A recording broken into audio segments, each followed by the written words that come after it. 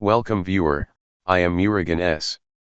This video tutorial describes how to enter BIOS from Windows using CMD. Type CMD in Windows search bar, right-click Run as administrator. Type shutdown space, -R space, -F space, -FW space, -T space, 00.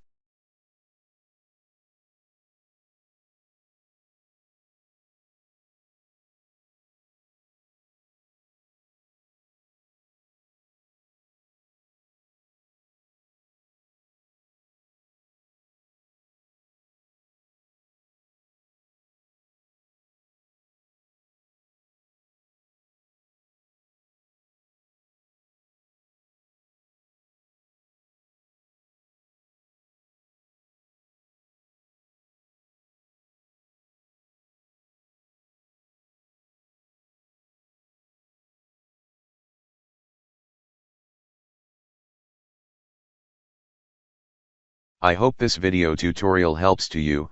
Please like, share and don't forget to subscribe my channel. Thank you very much.